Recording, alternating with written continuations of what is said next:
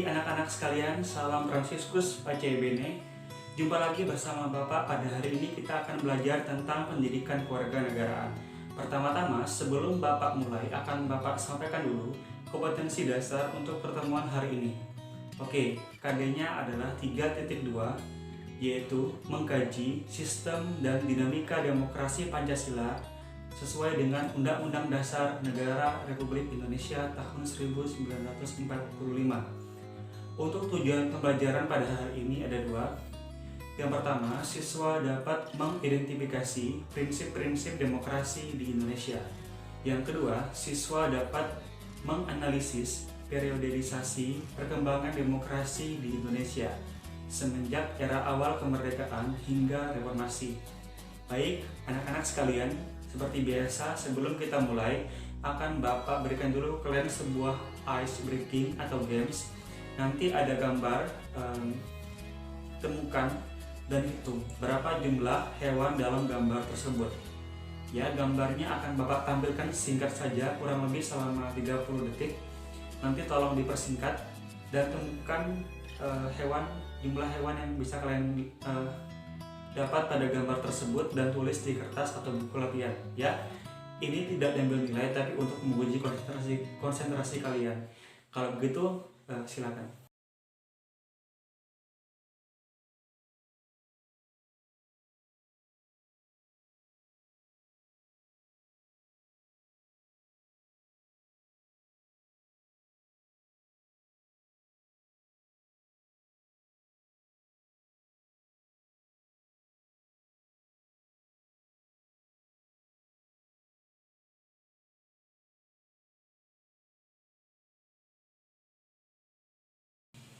Baik anak-anak sekalian, gimana dengan gamesnya tadi? Ya, Bapak harap itu bisa sedikit melatih konsentrasi kalian ya, agar bisa lebih fokus dalam belajar. Baik, sekarang tanpa menunggu lama lagi, kita masuk dalam sesi materi. Tolong diperhatikan. Baik, sekarang tolong cermati pembahasan dalam slide berikut.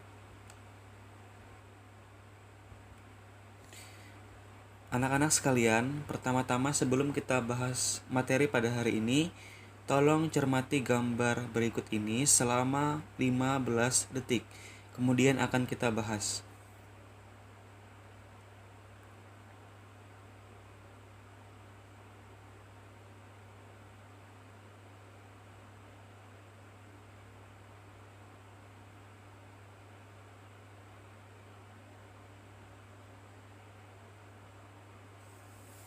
Ya, baiklah, dari gambar yang sudah kalian lihat di sini,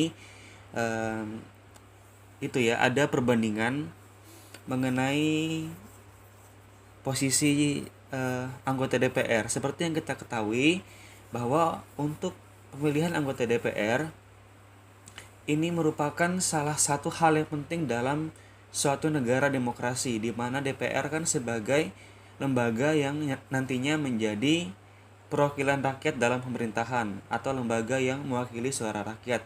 Harapannya anggota DPR yang dipilih sungguh-sungguh bisa memperjuangkan aspirasi dari masyarakat. Dari gambar itu ya bisa dilihat ya, gambar pertama memang sedikit mengguyon seperti itu ya, atau melucu, dimana dikatakan bahwa siap jungkir balik demi rakyat. Nah, itu memang mungkin agak lucu ya, tapi kalau kita cermati lagi, maknanya lumayan bagus seperti itu. Bagusnya adalah karena berusaha untuk meyakinkan masyarakat agar memilih dia. Lalu di gambar kedua itu kan caleg legislatif ya, yang dari kalangan artis. Itu hal yang biasa di negara kita, bahwa partai tertentu itu berupaya untuk menggait suara masyarakat, ya salah satunya dengan artis atau orang yang berpengaruh, agar calon yang mereka usulkan bisa masuk dalam pemerintahan. Nah, ini kita tidak bisa menyalahkan juga ya. Sekarang kembali kepada diri kita sendiri, apakah mau memilih mereka atau tidak. Tapi yang jelas kita harus bisa mempertimbangkan bagaimana bentuk kontribusi dan kemampuan mereka dalam menduduki jabatan tersebut ya. Oke, sekarang kita teruskan dengan materi. Kita mulai dengan demokrasi di awal kemerdekaan. Jadi di awal kemerdekaan sudah dirumuskan oleh para pendiri negara kita ya, bahwa sesuai dengan bunyi Undang-Undang Dasar pasal 1 ayat 1 dikatakan bahwa kedaulatan berada di tangan rakyat dan dilaksanakan menurut Undang-Undang Dasar. Artinya adalah negara sudah mengakui bahwa dalam negara yang nantinya berdiri, yaitu negara Indonesia, rakyat mutlak harus dilibatkan dalam segala kebijakan negara, sehingga nantinya kebijakan yang dibuat sungguh-sungguh bisa disesuaikan dengan kebutuhan dan harapan dari masyarakat. Bisa dicermati di situ ya, sejarah singkat gimana proses demokrasi di negara kita, mulai dari pengesahan Undang-Undang Dasar Negara Republik Indonesia pada tahun 1945 ya. Lalu diterbitkannya maklumat wakil presiden untuk menggait atau mengajak masyarakat agar membentuk partai politik yang nantinya bisa menjadi peserta dalam pemilihan anggota DPR.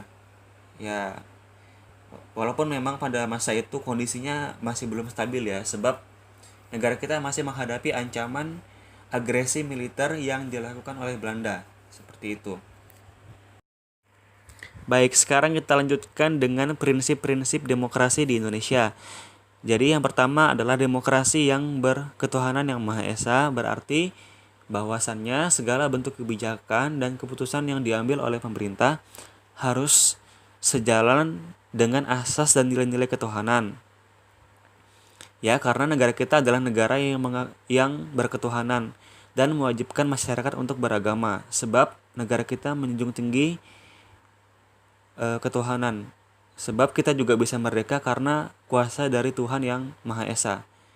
Kemudian yang kedua, demokrasi dengan kecerdasan. Maksudnya di sini adalah dalam melaksanakan hak kita untuk berdemokrasi atau berbicara berpendapat, kita harus selalu mengutamakan juga aspek EQ dan SQ, tidak hanya IQ saja. Jadi kita tidak hanya dituntut untuk cerdas saja, tapi juga harus bisa dan memiliki kecerdasan emosi dan spiritual, agar tidak mudah tersulut emosi ketika kita berbicara dalam suatu forum atau diskusi tertentu. Dan agar pendapat yang kita sampaikan itu sungguh-sungguh bijak dan bisa diterima oleh pihak yang lainnya. Kemudian ada demokrasi yang berkedaulatan rakyat. Singkatnya, di sini lembaga yang mewakili rakyat harus sungguh-sungguh bisa memperjuangkan apa yang menjadi aspirasi masyarakat dalam negara tersebut, agar hak-hak masyarakat sungguh-sungguh bisa dipenuhi. Kemudian yang keempat adalah demokrasi dengan rule of law. Artinya dalam negara tersebut ya harus ada mengandung unsur penegakan hukum yang adil, tidak hanya memihak salah satu pihak saja, agar hak setiap orang untuk berdemokrasi bisa terjamin. Ya, hal itu sejalan dengan 4 aspek dari demokrasi rule of law yang ada pada slide tersebut ya, seperti legal truth, legal justice, legal security, dan legal interest. Oke, berikutnya adalah demokrasi dengan pemisahan kekuasaan negara. Kalau kalian masih ingat dengan teori yang dikemukakan oleh John Locke dan Montesquieu, jelas sekali bahwa tujuan dilakukannya pemisahan negara atau separation atau distribution of power itu bertujuan agar tidak adanya monopoli kekuasaan atau penguasa yang memonopoli kekuasaan negara tersebut ya, agar tidak muncul juga diktator atau otoriter. Jadi kalau diktator kan adalah seorang penguasa yang berkuasa atau memerintah secara sewenang-wenang. Kalau otoriter itu kan pemerintahannya yang berkuasa secara sewenang-wenang, mulai dari presiden, menteri, dan pejabat-pejabat kenegaraan. Oke, berikutnya adalah demokrasi dengan HAM. Ini jelas ya bahwa dalam negara demokrasi itu harus mengakui dan menghormati hak asasi manusia. Berikutnya, demokrasi dengan pengadilan yang merdeka, artinya adalah lembaga yudikatif. Ini harus bebas dari intervensi dan campur tangan dari pihak manapun agar bisa melaksanakan tugas dengan baik dan bisa membuat suatu keputusan yang adil dan tidak memihak. Berikutnya adalah demokrasi dengan otonomi daerah. Ini bertujuan agar memaksimalkan peran dari pemerintah pusat dalam melaksanakan pembangunan di berbagai daerah. Harapannya dengan pembentukan pejabat di daerah ini bisa memaksimalkan pembangunan dan potensi di daerahnya masing-masing. Selanjutnya adalah demokrasi dengan kemakmuran, artinya segala sumber daya alam yang ada di negara kita dimaksimalkan sungguh-sungguh oleh pemerintah demi kemakmuran masyarakat Indonesia itu sendiri. Lalu yang terakhir, demokrasi yang berkeadilan sosial, singkatnya adalah pemerintah berupaya untuk melaksanakan pembangunan secara adil, tidak memihak salah satu pihak atau golongan tertentu saja. Baiklah, yang terakhir ini kita akan membahas tentang periodisasi perkembangan demokrasi di Indonesia ya, mulai dari masa demokrasi liberal sampai demokrasi di era reformasi. Pada masa demokrasi liberal, seperti yang kita ketahui ya, pada masa ini negara kita berbentuk negara kesatuan dengan sistem pemerintahan parlementer. Kenapa sistem pemerintahannya parlementer? Karena di tahun 1949, sesuai dengan salah satu dari hasil konferensi meja bundar, Belanda hanya mau mengakui kemerdekaan negara kita apabila negara kita berbentuk negara serikat dengan sistem pemerintahan parlementer. Tetapi karena desakan dari publik atau masyarakat, bentuk negara serikat hanya bisa berlangsung selama 8 bulan saja. Setelah itu kita kembali ke bentuk negara yang kesatuan dengan sistem pemerintahan parlementer. Pada masa itu juga undang-undang dasar yang berlaku adalah undang-undang dasar sementara 1950. Ya, seperti yang bisa dibaca di slide tersebut ya, pada masa ini cukup bergejolak sistem pemerintahan dan situasi politik di negara kita, sebab pada masa ini Presiden Soekarno hanya sebagai kepala negara saja dan kepala pemerintahan dijabat oleh Perdana Menteri. Ya, di mana itu kan sudah sesuai juga dengan sistem konsep dari sistem pemerintahan parlementer.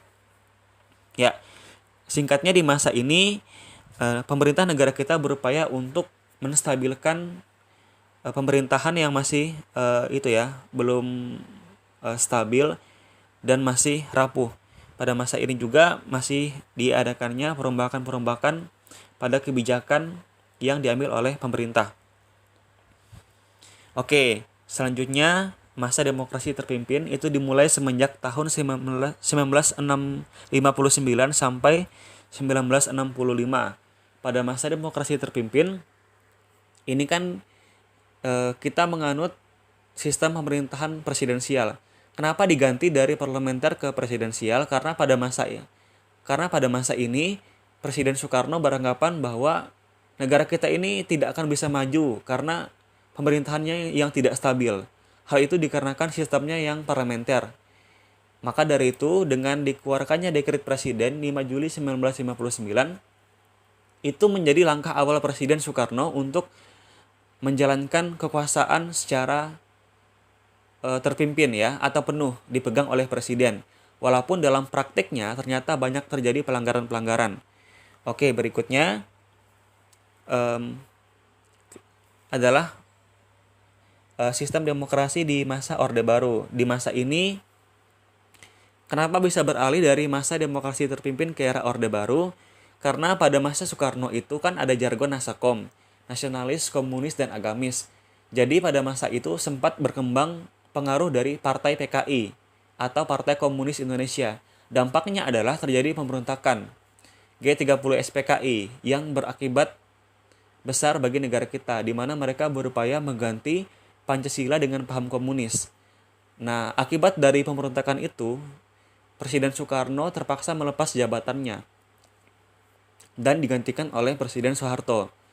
Jadi pada masa Presiden Soeharto, beliau ingin menerapkan konsep atau sistem demokrasi Pancasila murni atau suatu pemerintahan yang sungguh-sungguh mengakar dan mengacu kepada Pancasila. Walaupun dalam pelaksanaannya ternyata lebih menyimpang atau lebih banyak pelanggarannya ketimbang masa Presiden Soekarno. Jadi pada masa Presiden Soeharto itu beliau tidak segan-segan untuk membunuh atau membinasakan orang yang menghalang-halangi atau menentang beliau.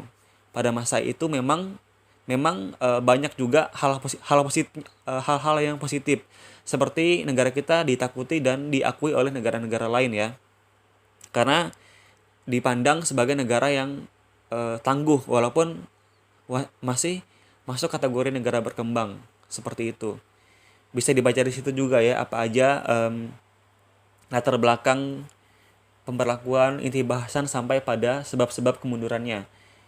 Kemudian pada masa Presiden Soeharto ini berlangsung lama karena beliau bisa memonopoli kekuasaan pemerintahan. Beliau bisa memonopoli kursi parlemen atau kursi DPR sehingga bisa menjalankan pemerintahan dengan lama. Walaupun akhirnya harus tumbang juga akibat unjuk rasa dan demonstrasi yang terjadi pada bulan Mei tahun 1998. Sehingga pemerintahan pun akhirnya runtuh dan dilakukanlah reformasi. Ya, reformasi dari kata re dan form. Re artinya mengulang atau mengubah, formasi artinya jajaran atau tatanan. Jadi reformasi maksudnya adalah mengulang atau mengubah kembali sistem pemerintahan negara. Pada masa ini sistem pemerintahnya masih presidensial dengan sistem demokrasi Pancasila. Pada masa ini terjadi perombakan besar-besaran ya, dalam artian pemerintah berupaya untuk memperbaiki pelanggaran dan kekurangan yang terjadi pada masa-masa sebelumnya. Bisa dibaca di situ ya, bagaimana kerasnya upaya Presiden Habibie untuk memperbaiki sistem dan struktur pemerintahan di negara kita. Ya, jadi pada masa ini juga negara kita berhasil untuk melakukan pemilu presiden untuk pertama kalinya, ya, tepatnya pada tahun 2004. Baik, itu saja untuk pembahasan hari ini. Sekarang kita lanjutkan dengan kegiatan yang selanjutnya. Baik anak-anak sekalian, sekian pembahasan materi kita pada hari ini. Bapak harap walaupun kita tidak bisa bertemu secara langsung dan kalian hanya belajar dari video materi yang sudah Bapak share di YouTube, tapi itu bisa menjadi motivasi bagi kalian agar tetap semangat dan tidak pernah putus asa dalam belajar di rumah. Jadi sebelum Bapak akhiri akan Bapak berikan dulu sebuah pantun, tolong didengarkan baik-baik. Kalau ada sumur di ladang, bolehkah kita menumpang mandi? Kalau ada umurku panjang, boleh kita berjumpa lagi. Ya, itu pantun dari Bapak, singkatnya seperti ini. Kita tidak tahu kapan COVID ini akan berakhir, tapi harapannya kita tetap berdoa juga agar segera berakhir sehingga kita bisa berjumpa lagi di sekolah seperti dulu. Ya, itu saja yang dapat Bapak sampaikan pada pertemuan hari ini. Terima kasih. Selamat pagi, salam Fransiskus Pace Bene.